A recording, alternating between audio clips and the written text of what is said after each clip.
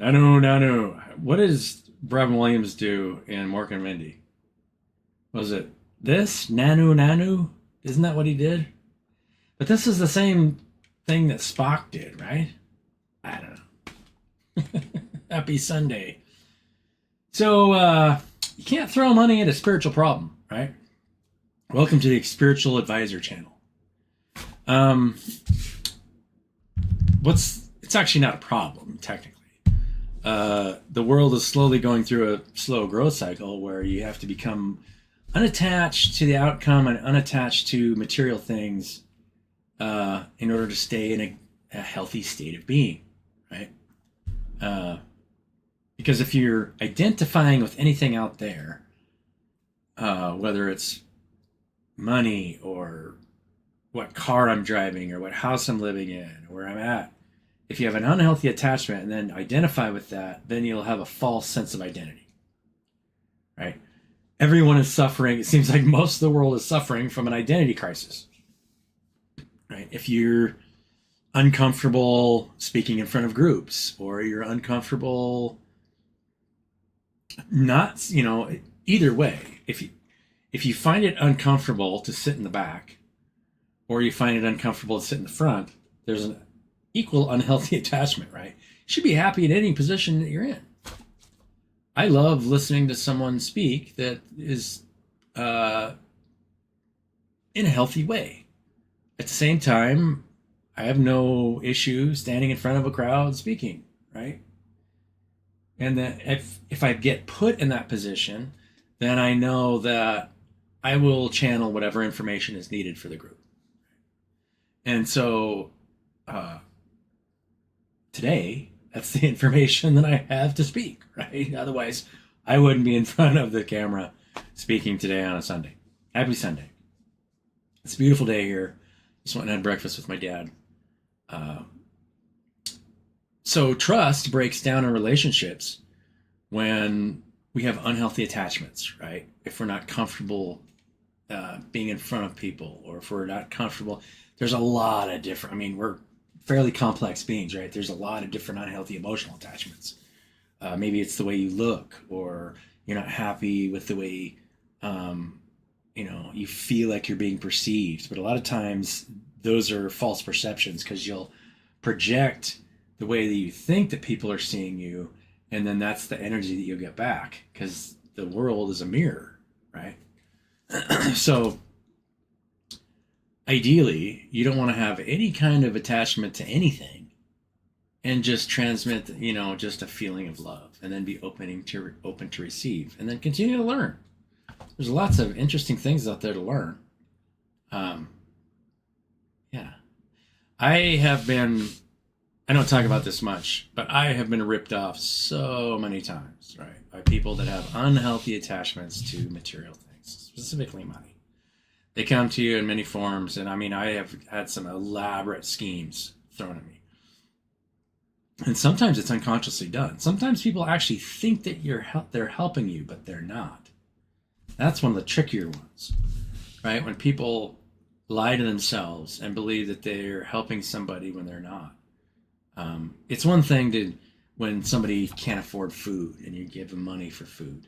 But the reality is the community that they're in should be supporting them, especially if it's kids, right? If the kids need money to go get food and they're orphans, why isn't the community supporting those kids for free? Maybe it's a larger system or chain system where they can't grow their own food, and if they can't afford to pay for it, if they give out a certain percentage. I would think that most communities would prioritize starving children above the rest. Right? That's kind of a no-brainer.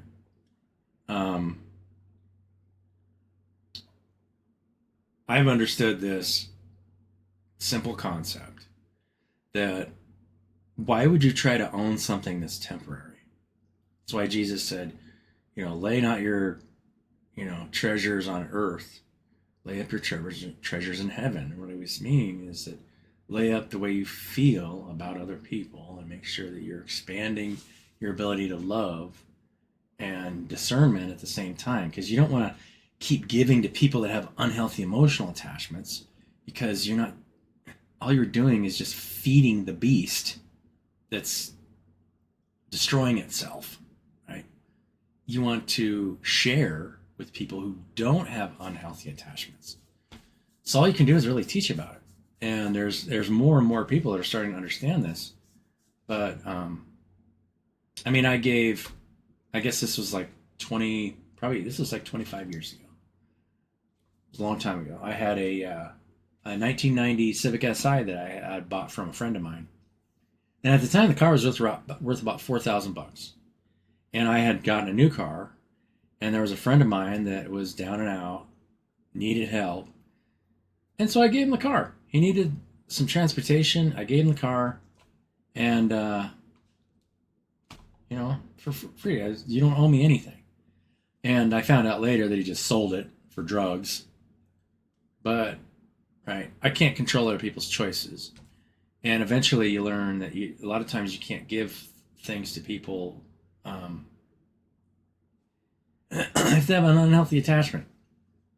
I've had friends give me stuff that I made, I don't know if it was a bad decision or not, right? I mean, you find out later whether or not that some of your investments were good choices. I actually had people reach out to me who read the USA Today article that I paid to have written for my book years ago, or it was a couple of, that my book first came out, and I was surprised. I was like, "Oh wow, you actually read the article." I didn't never met anybody that actually had paid attention that there was an article on USA Today about my book. But it was like $5,500, right, to get published in USA Today. It wasn't cheap. And so it's hard to see, when, especially marketing and paying to have your things published, it's hard to say how that stuff's going to pan out, or what it's going to pan out in the future. But you don't want to hold on to stuff just for the sake of holding on to it and not trusting that the right thing's going to happen at the right time. So there, for me, and I'm sure you guys are in the same boat, when opportunities come by, you really have to weigh. It's okay, and use your discernment. Is this a good opportunity, or is this just somebody wanting to take my money? Right? Really doesn't give a shit. You have to use your discernment. And not only that, but you really can't put the chicken before the egg, right? Because if somebody offers you to put you in front of something for your business, but your business isn't making money, you can't pay marketers out of an empty pocket, right? And ideally, you want to work with marketers and give them a percentage of the profits of whatever it is you're creating. Because every company or every organism should be whole, right? If you're creating unwholesome organisms, you're not doing yourself a favor. If you're paying everybody for a bunch of different tasks, and you're not partnering with them in the right way to create a cohesive unit and treating everybody equally and learning from each other, then you're doing each other a disservice. And more than likely, the thing that you're offering probably isn't that good. Yeah. Because you're always going to be better as a group.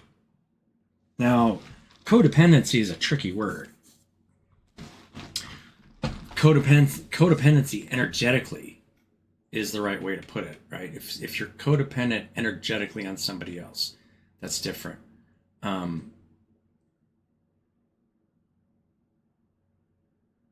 In a sense, we're all codependently well, in this sort. If you're eating and live in a house and feel like you need those two things and need clothing, then there you have some codependency.